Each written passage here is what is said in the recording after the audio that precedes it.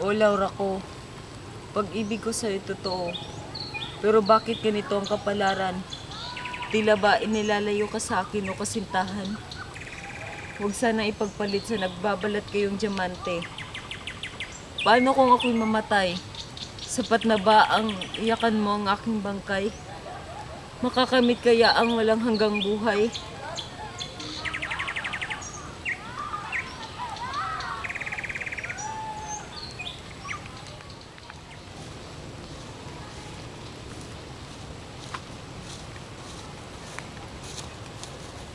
O aking Florida. Kay saklap isipin na ama ko lang pala ang magiging karibal sa iyong pagsinta. Hindi inakalang ipagpapalit kung hindi lang sariling kadugo. Matagal na sanang nadunisan ng dugo ang mga kamay. Kung gayon, aking napagtanto, kapalaray sa lungat. Sino ka? At taga saan ka? Ba't ka nagagapos?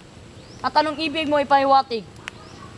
Sa kagubatang ito, nagtagpo ang mga landas ng isang taga-Albanyang nangungulila sa mabait na ama't magandang sinisinta at ng isang gererong sinasambit ang pangalan na minamahal na ipinagkait ng ama. Kung gayon, ikaw, Mukhang ito na nga ang aking katapusan. Sinisinta, maaalala mo sana ako kahit wala na.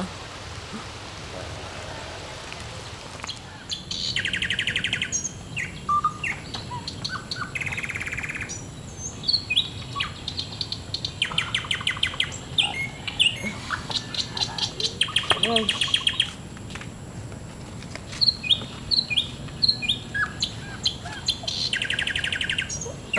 huwag ka munang kumilos. Masyado magsariwa ang iyong mga sugat. Alalaon, baka sa tulong ng mga herbal, hihilom din ang mga yan. Hayaan mo nang gagamutin kita. Ikaw si Florante, tama? Oo, ng Albania, ang lupang aking sinilangan. Ngunit nagbago ang lahat sa pamumuno ni Adolfo na siyang kumuha sa lahat ng meron ako.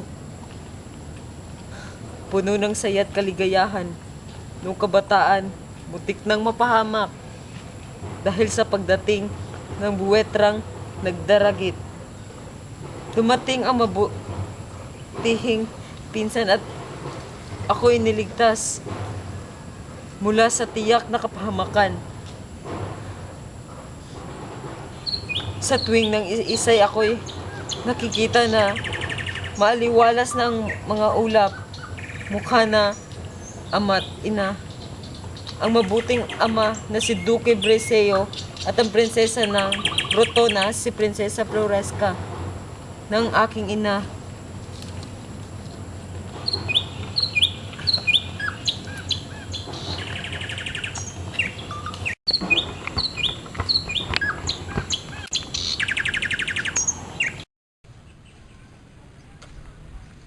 Eto. Florante, maligayang pagdating. Ako nga pala si Antenor, ang iyong magiging guro dito sa Atenas. Salamat po. Bakit tila malungkot ka? Ayoko po kasing umalis dun sa Albania. Hayaan mo, lilipas din yan. Tara na.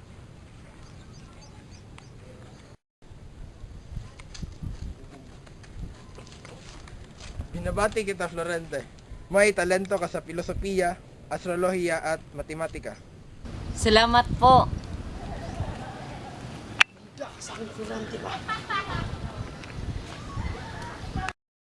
Ikaw, sabihin mo, ito. Tapos ikaw, ito. Tapos ikaw. Huwag mo nga ako turuan. Magandang umaga, mga estudyante. Magandang umaga rin po. Ngayon, sisimulan natin ang ating munting dula-dulaan. Sisimulan natin sa grupo ni na Florante. Salubungin natin sila ng masigagabong palakpakan. Hoy! Ang mga utang niyo! Huwag naman ganyan, pare. Huwag ka nga makialam nito! Ikaw ang umakas ng pulihan ko! Hoy, wala na yung drama. Alam mo, hindi ka na kailangan!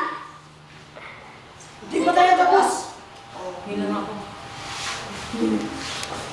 At dahil sa nangyaring ito, ipagpabukas muna natin ang ating munting dula-dulaan. Isang taon siya nawawala. Oo nga. Nasaan kaya siya ngayon? Oh, Durante! Durante!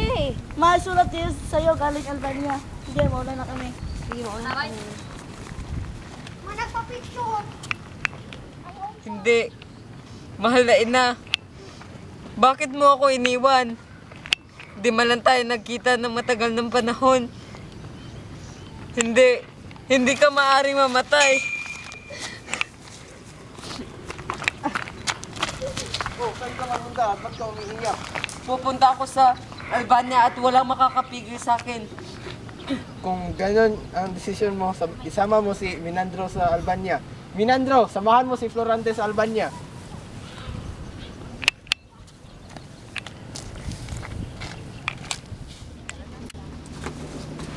O aking ama. O aking bunso, Mawalang galang na po. Humihingi po ng tulong sa inyo ang Crotona dahil nanganganib po sila na masakop ni General Osmalik. asahan niyo ang tulong namin. Mauuna na po ako. Durante, pupunta tayo kay Haring Linseo. O sige, ama. Sama ko.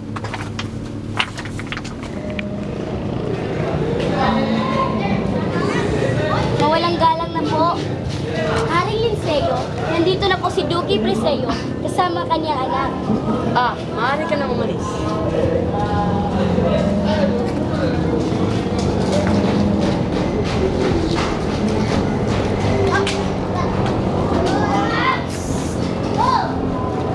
Ang mahal kong anak, si Franz. Ah, siya pala ang nakasakot ka ng inip. Ikaw ang papalit sa aking trono. Samantala, pamumunuan mo muna ako po pabuntang Crotona upang tulungan mo ang iyong ninuno at makamit ka ng karangalan. Narinig ko kay Atenor na nagpamalas ka raw ng kagalingan sa Atenas.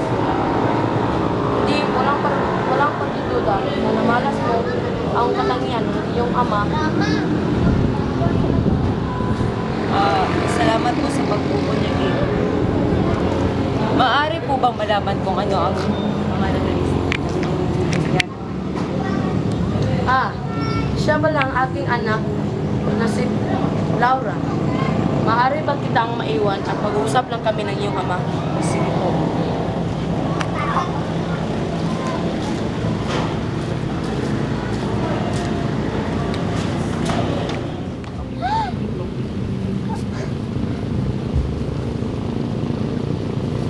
Magandang umaga, prinsesa. Magandang umaga rin, Florante. Alam mo bang lagi kang ikinikwento sa akin ng iyong ama? Sana'y makakilala pa kita ng lubusan. Gayon din ako. Ngunit, hindi ba ilang araw na lang at aalis ka rin? Oo nga. At halika na.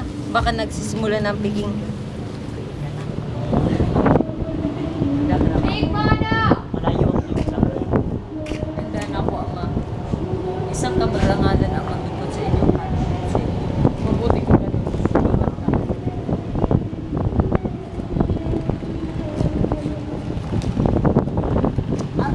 Hindi, kailangan niya ako sa muna lang. Paalam, Florante. Ipangako mo sa akin na babalik ka. Pangako daw.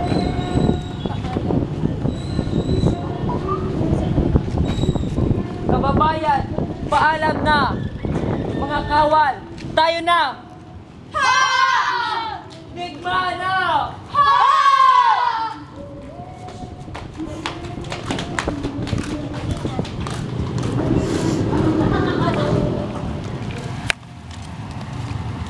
Ito na pagkakataon natin.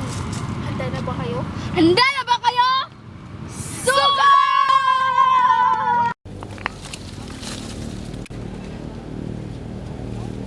Sugod! Sugod! Nasaan ang mga kalaban? Nanalo tayo! Mabuhay! Mga kawal, babalik na tayo sa Albania! Mabuhay! Mabuhay! Mabuhay tayo! Mabuhay! Isa, dalawa, tatlo, takbo!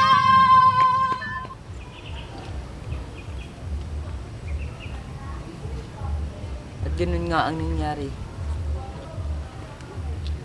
Hayaan mo munang ako ang magsalaysay ng aking buhay. Ako si Aladdin mula sa syudad ng Persia. Anak ng bantog na Sultan Ali Adab. Kaya ako nandito dahil ako ay pinagtaksilan ng sarili kong ama.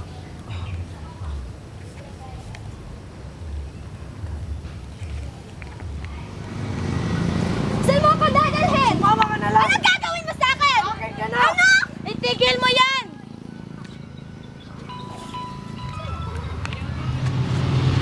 Ha? Nakarinig ka ba na may nag-uusap? Oo. Halika't hanapin natin kung saan ito nagmumula.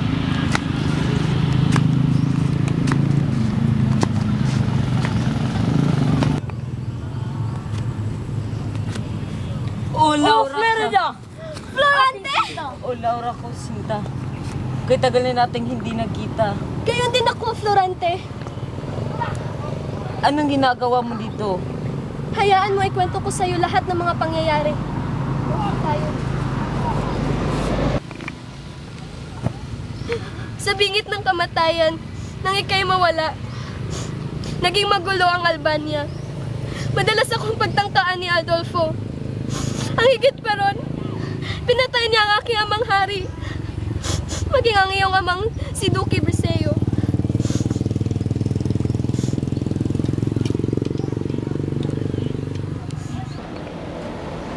Ako'y nahabag kay Laura nang makita kong nilalapastangan siya ni Adolfo. Kaya kinuha ko ang aking busog at palaso at pinana sa dibdib ang walang yang hangal.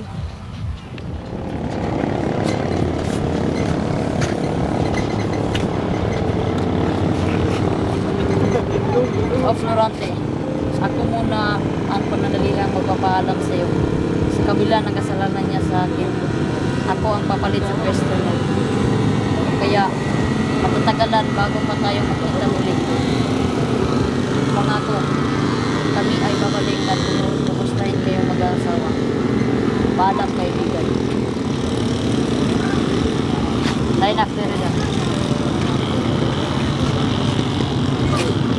At Albania, sana ipakita nyo kung ano ang ipiniramdam ng mga unang pinuno bago kami. Mabuhay ang Albania! Mabuhay!